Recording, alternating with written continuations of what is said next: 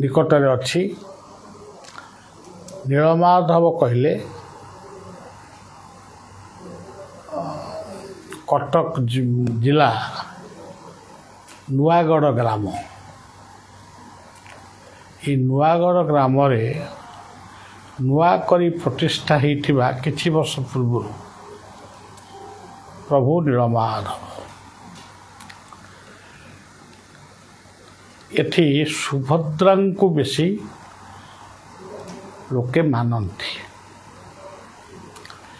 ସୁଭଦ୍ରାଙ୍କ ମନ୍ତ୍ରରେ ବଳଦେବ ସୁଭଦ୍ରା ଜଗନ୍ନାଥଙ୍କୁ ଲୋକମାନେ ପ୍ରାର୍ଥନା କରନ୍ତି। ଏଇ ହେଉଛି ଏଠିକାର ଗୋଟେ ମାନ୍ୟତା।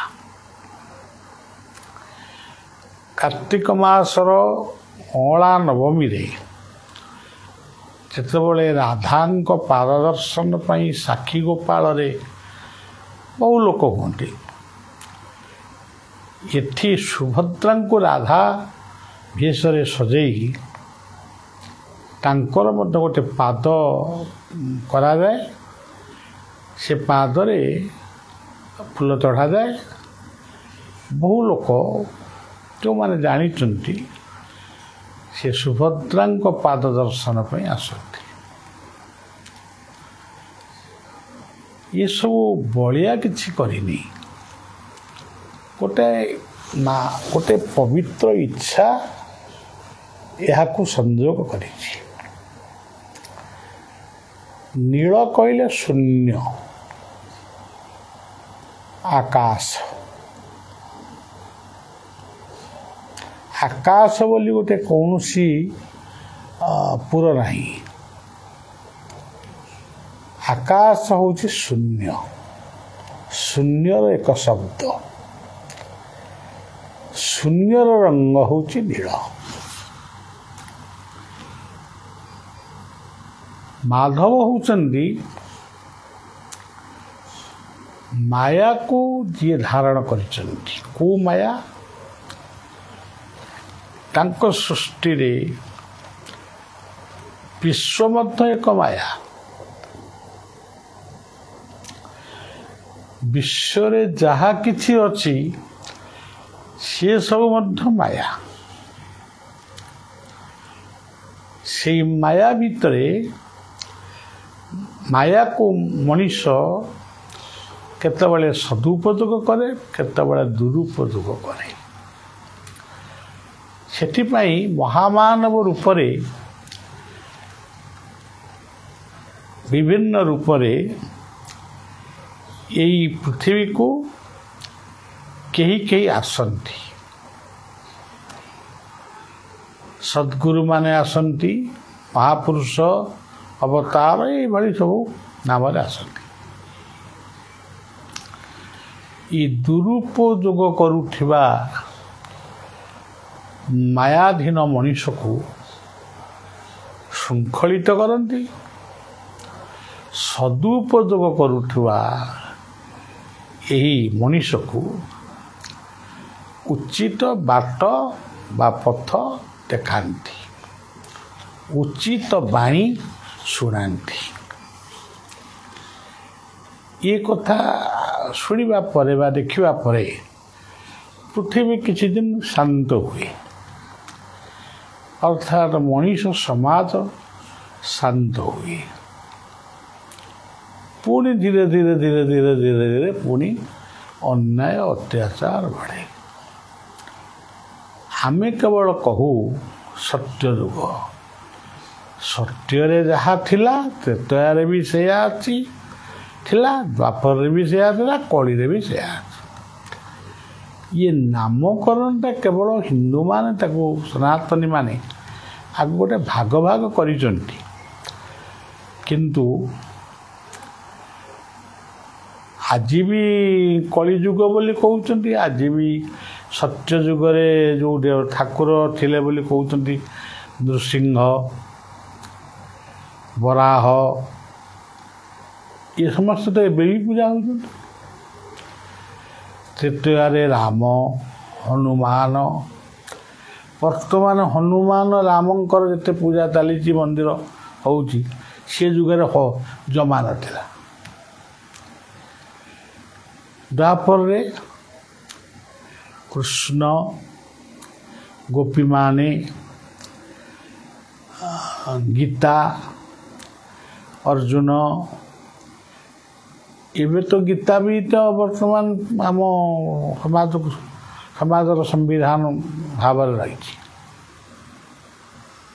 ତେଣୁ ଯୁଗର ନାଁ ଅନୁଯାୟୀ ଯେ ଯୁଗ ପରିବର୍ତ୍ତନ ହୋଇଯାଏ ତା ନୁହେଁ। ଆଜି ବି ରାବଣ ଅଛନ୍ତି, ଆଜି ବି ରାମ ଅଛନ୍ତି, ଆଜି ବି ବିଭୀଷଣ ଅଛନ୍ତି, ଆଜି ବି କଂସ ଅଛନ୍ତି, ଆଜି ବି ଆମର ଚିନ୍ତା କରନ୍ତୁ ଶିକ୍ଷାବିତ୍ ମାନେ ଦୁର୍ଯ୍ୟୋଧନ ଦୁଃଶାସନ ଇତ୍ୟାଦି ଅଛନ୍ତି, ବିଦୁର ମହାତ୍ମା ବିଦୁର ବି ଅଛନ୍ତି, ଆଜି ବି ହିରଣ୍ୟକଶ୍ୟପ ଅଛି, ହିରଣାକ୍ଷ ବି ଅଛି, ଆଜି ବି ବଳି ଅଛନ୍ତି ଦାନ କରିବା ଲୋକ, ବାମନ ବି ଅଛନ୍ତି। ଆଜି ସବୁକିଛି ବର୍ତ୍ତମାନ ଯୁଗରେ ସବୁ ଦେଖିବାକୁ ମିଳୁଛି। ଏ ଗୋଟେ ଏମିତି ସମାଜ ଏ ସବୁକୁ ଧରିକିରି ବହିଛି। ତେଣୁ ଏଇଭଳି ଭାବରେ ଆମେ କହୁଛୁ ସତ୍ୟରେ ଥିଲା ଯଜ୍ଞ, ଏବେ ଯଜ୍ଞ ହେଉନି। ବହୁତ ସତ୍ୟରେ ଏତେ ଯଜ୍ଞ ହେଇନି ଏବେ ଯେତେ ଯଜ୍ଞ ହେଉଛି। ତ୍ରେତୟାରେ ସତ୍ୟରେ ତପସ୍ୟା ଥିଲା, ଏବେ ବି ତପସ୍ୟା ଲୋକ ଘରେ ଘରେ କରୁଛନ୍ତି। ତ୍ରେତୟାରେ ଯଜ୍ଞ ଏବେ ବି ଚାଲେ। ଦ୍ୱାପରରେ ସେବା ପ୍ରେମ ବର୍ତ୍ତମାନ ହେଉନି। ସେବା ପ୍ରେମ ନାମରେ କେତେ କଥା ହେଉଛି। କଳିରେ ନାମ, କଳିରେ କ'ଣ ଖାଲି ନାମ ଚାଲିଛି? ସେବା ଚାଲିଛି, ପ୍ରେମ ଚାଲିଛି, ତପସ୍ୟା ଧ୍ୟାନ ଆସନ ପ୍ରାଣାୟାମ ଏ ବି ସବୁ ଚାଲିଛି, ସବୁ ଚାଲିଛି। ଦେଖନ୍ତୁ ବଳିଆ କହୁଛି ବୋଲି ହଁ ମାରନ୍ତୁନି କି ମୁଣ୍ଡ ଟୁଙ୍ଗାରନ୍ତୁନି, ଶୁଣିକିରି ଆଗ ବିଚାର କରନ୍ତୁ। ପ୍ରକୃତରେ କ'ଣ ବର୍ତ୍ତମାନ ସତ୍ୟ ନାହିଁ? ତ୍ରେତୟା ନାହିଁ, ଦ୍ୱାପର ନାହିଁ, କଳି ନାହିଁ। ପୁଣି କୁହାହେଉଛି କଳି ଶେଷ ହେଲାଣି। କିଏ କହୁଛି କଳି ଶେଷ ହେବ, କିଏ କହୁଛନ୍ତି କଳିକି ଆସିବେ। କଳିକି କ'ଣ ଏବେ ଆସିବେ, ଆଗରୁ ଆସିନଥିଲେ? ଯେଉଁ ଯୁଗରେ ଯେଉଁ ମହାତ୍ମା ବା ଯେଉଁ ମହାମନୀଷୀମାନେ ମଣିଷକୁ ସଜାଡ଼ିବାକୁ ଆସିଛନ୍ତି ସମସ୍ତେ କଳ୍କି। ସେଇମାନେ ହେଉଛନ୍ତି କଳ୍କିଙ୍କର ଅବତାର। ଦେଖ, ଯଦି ମୋ କଥାକୁ ମିଛ ମନେ କରୁଛ, ମନେ କରିବ, ତାହେଲେ ଦେଖ, ଚିନ୍ତା କର ପ୍ରକୃତରେ କଳ୍କି ଆସିଥିଲେ କି ନାହିଁ। ଆଉ କ'ଣ ଆସିବେ? ଆମ ଚୈତନ୍ୟ, ଆମ ନିତ୍ୟାନନ୍ଦ ମହାପ୍ରଭୁ, ଚୈତନ୍ୟ ମହାପ୍ରଭୁ ମାନେ କିଏ କି? ସେ କଳ୍କିଙ୍କର ଏକ ଏକ ଧାରାର ମଣିଷ। ସେଥିପାଇଁ ଆମର ଅନନ୍ତ କ୍ଷେତ୍ରରେ ଆମେ ତାଙ୍କୁ କଳ୍କି ରୂପରେ ପୂଜା କରୁ, ଅନନ୍ତ ରୂପରେ ପୂଜା କରୁ, ନୃସିଂହ ରାମ କୃଷ୍ଣ ଚୈତନ୍ୟ ଜଗନ୍ନାଥ ରୂପରେ ପୂଜା କରୁ। ପୁଣି ପୁନଶ୍ଚ ଏପଟରେ ନିତ୍ୟାନନ୍ଦ ସେପାଖରେ ଗୌରାଙ୍ଗ, ମଝିରେ ରାଧାକୃଷ୍ଣ ଛବିଟିଏ ରଖିଦେଇଛୁ ଏବଂ ଗାଦି ଦେଖାଯାଉଛନ୍ତି। ସେ ଗାଦିଙ୍କ ଶିରରେ ବା ମୂର୍ତ୍ତିକାରେ ଦୁଇଟି ଚକା ଆଖି ଆମେ କରିଦେଇଛୁ। ତାର ଯେମନ୍ତ ଭାବ ଦେଖି ନାବ ମୁଦି ଈଶ୍ୱର। ବଳିଆ ଫୁଙ୍କୁଥିଲା, ବଳିଆ ଜାତକ ଦେଖୁଥିଲା, ବଳିଆ ଗୁଆ ବସିବାକୁ କହୁଥିଲା, ବଳିଆ ତୁଳସୀ ଧୋଉଥିଲା, ବଳିଆ ବେତରେ ଝାଡ଼ୁଥିଲା। ବର୍ତ୍ତମାନ ସବୁ ବନ୍ଦ। ଯିଏ ଶିଶୁ ଅନନ୍ତଙ୍କ ଦର୍ଶନକୁ ଆସିବ, ଅନନ୍ତଙ୍କ ନାମରେ ଉପାସନା କରିବ, ମେଡ଼ିସିନ ଖାଇବ, ଉପଯୁକ୍ତ ଚିକିତ୍ସକଙ୍କ ପରାମର୍ଶ ନେବ, ତନ୍ତ୍ର ଯନ୍ତ୍ର ମନ୍ତ୍ରକୁ ବିଶ୍ୱାସ କରିବ ନାହିଁ, ବଳିଆ ଆଶ୍ରମରେ ଥାଉ ବା ନଥାଉ ଆସିବ, ପ୍ରଥମେ ଅନନ୍ତଙ୍କୁ ଦର୍ଶନ କରିବ। ଏଠି ଦୀପ ଜଳିବ, ଆଉ ଦୀପ ଜଳିବନି, ମାନେ ଭୋଗ ହବ। ଭୋଗ କହିଲେ ଗଜା ରସଗୋଲା ନୁହେଁ, ମୁଢ଼ି ଚୂଡ଼ା ଖଇ ଏଇସବୁ ଭୋଗ ହବ। ତାପରେ ଠାକୁରଙ୍କୁ ଜଣେଇବ ତମ ଦୁଃଖ ମନେ ମନେ। ଜଣେଇ ସାରିଲା ପରେ ସେବକ ବଳିଆ ହାତରୁ ତୁଳସୀ ନେଇ ରଖିଥିବେ, ସେଇ ତୁଳସୀଟା ତମକୁ ଦେବେ। ତାପରେ ଯେଉଁ ବେତଟି ବଳିଆର ଅଛି ସେ ବେତଟି ତମ ମୁଣ୍ଡରେ ଛୁଆଇଁ ଦେବେ। ତମେ 7 ଦିନ ହଉ, ସର୍ବନିମ୍ନ 7 ଦିନ, ସର୍ବନିମ୍ନ 21 ଦିନ ତମେ ଆମିଷ ତ୍ୟାଗ କରିବ, ପିଆଜ ରସୁଣ ତ୍ୟାଗ କରିବ। ଯଦି ଗୁଆ ବସିବାକୁ ଇଚ୍ଛା ହୁଏ, ଅଫିସରେ ରସିଦ କରିବ, ଗୁଆଟିଏ ଆମର ଯେଉଁ କଳ୍ପବଟ ଅଛନ୍ତି ଧର୍ମବଟ ନାମରେ ନାମିତ ହେଇ, ସେଇଠି ତମେ ନିଜେ ଗୁଆଟିକି ରଖିଦେବ। ତମ କାମନା ପୂର୍ଣ୍ଣ ହେଲେ ତମେ ତମର ଯାହା ମନ ଭିତରେ ମାନସିକ କରିବ, ଭୋଗ କରିବ କି କ'ଣ କରିବ କରିବ।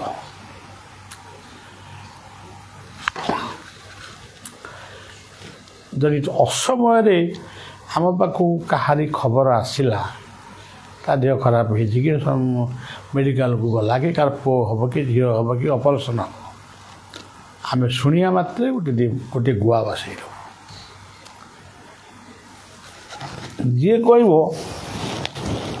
ବାବା ତ ବର୍ତ୍ତମାନ ଆଶ୍ରମରେ ନାହାନ୍ତି, ଆସିଲେ ଯିବା ବାବାଙ୍କୁ କହିବା, ଇଏ ସେବକ ଗୁଡ଼ାକ କ'ଣ କରିଦେବେ। ସେବକଙ୍କ ଭିତରେ ମୋର କୌପିନ ଅଛି, ମୋର ମନ୍ତ୍ର ଅଛି।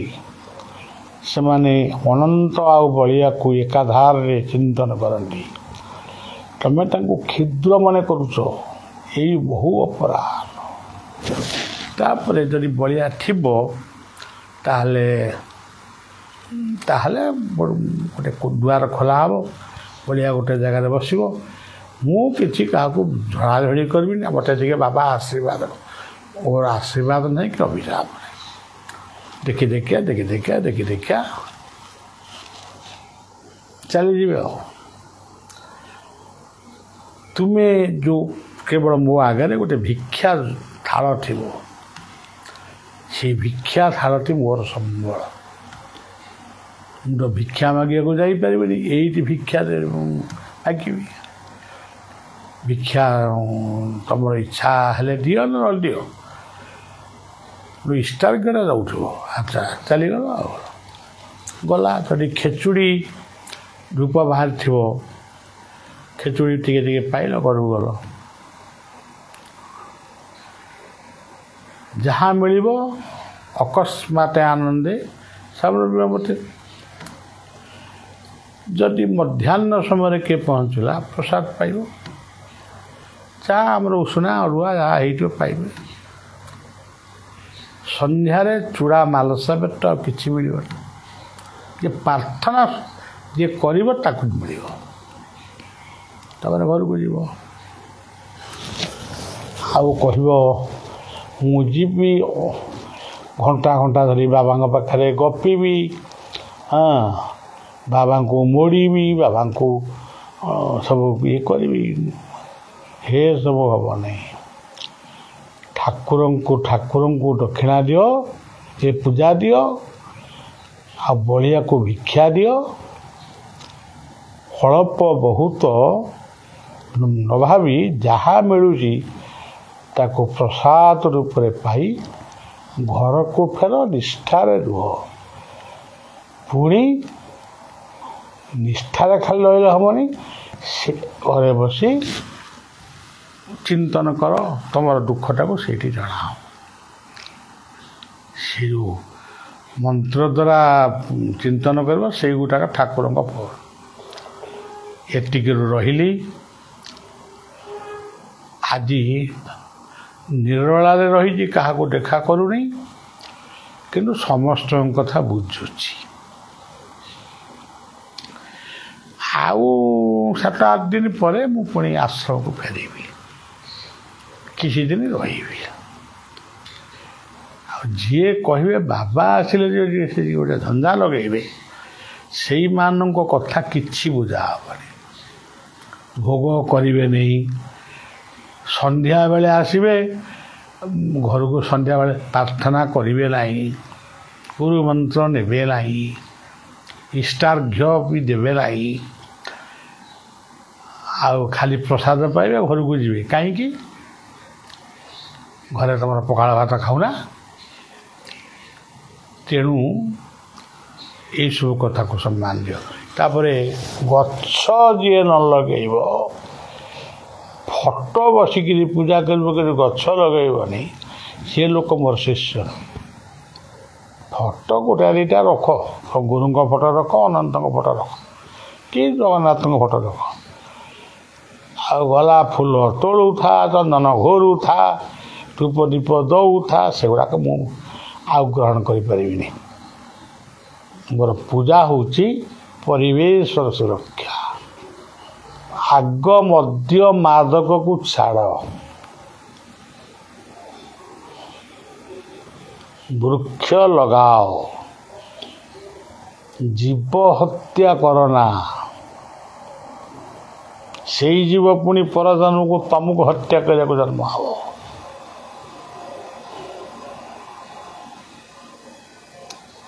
ଆଉ ଶେଷରେ ତ ମୋର ଗଛ ଦରକାର। ଆଉ ଟିଭିରେ ବସି ରଥଯାତ୍ରା ଦେଖିବ, ମଡ଼ା ଦଳା ହେଇକି ରଥକୁ ଛୁଇଁକିରି ନିଜେ ମରନା କି ଖଣ୍ଡିଆ ଖାବରା ହୁଅନା। ଯେତେବେଳେ ନିରୋଳା ହେଇଯିବ, ଯିବ ଦର୍ଶନ କରି ଆସିବ, ଏକା ବେଳେ କଥା ହେଇପଡ଼ିବ। ସେଠି କ'ଣ ବରା ତରକାରୀ ବିକ୍ରି ହେଉଛି? ରଥ ହେଲା, ରଥ ଟାଣିବାକୁ ଇଚ୍ଛା ଅଛି, ଯିବ ଟାଣି ଦେଇକି ଆସିବ। ଆଉ କ'ଣ? କିନ୍ତୁ ଗୋଟେ ମଡ଼ା ଧଳା ହେଇକିରି ଗୋଟେ ମିଛରେ ଲଜିଂ ହୋଟେଲ ବୁକ୍ କରି ସେଠି କ'ଣ ମଜା ମାରିବାକୁ ତେବେ ଯାଉଛ? କେବଳ ମଜା ମାରିଆ ଲୋକ ହେଉଛନ୍ତି 12ଟା। ସମୁଦ୍ର କୂଳରେ ବସିକିରି ଚିକେନ୍ ଖାଇବ, ଆଉ ମୁଢ଼ି ସିଙ୍ଗଡ଼ା ଟିକେ ଖାଲି ନାମକୁ ମାତ୍ର ଖାଇବ। ଯଦି ଜଗନ୍ନାଥଙ୍କୁ ଭଲ ପାଉଛ, ଜଗନ୍ନାଥଙ୍କୁ ଭଲ ପାଅ, ସମୁଦ୍ରକୁ ଯଦି ଭଲ ପାଉଛ, ସେ ସମୁଦ୍ର ପାଖରେ ପ୍ରାର୍ଥନା କର, ବିଶ୍ୱର ଶାନ୍ତି, ପରିବାରର ଶାନ୍ତି ସେ ସବୁ ଦେଇପାରନ୍ତି। ଆମେ କୁଳାଙ୍ଗାର, କିଛି ବୁଝୁନୁ, କି କାହାକୁ ବୁଝଉନୁ, ଖାଲି ମନ୍ଦିର କରିବୁ, ସେ ଅମୁକ କରିବୁ, ସମୁକ କରିବୁ, ଏଇଥିରେ ମାତିଛ। ଲାଞ୍ଚ, ମିଛ, ଟାଉଟରୀ, ଘର ଭଙ୍ଗା, ଆଉ କଟୁ ଭାଷା, ଡକାୟତି, ଏ ମନୋଭାବକୁ ଛାଡ଼ି ଶାନ୍ତ ହୁଅ, ନ୍ୟାୟରେ ରୁହ, ଅଳ୍ପକେ ଖୁସି ହୁଅ, ଯେତିକି ଦରକାର ସେତିକି ମାଗ। ହରି ହରି ହରି ବୋଲ। ସଇଲା ମୋ କଥା।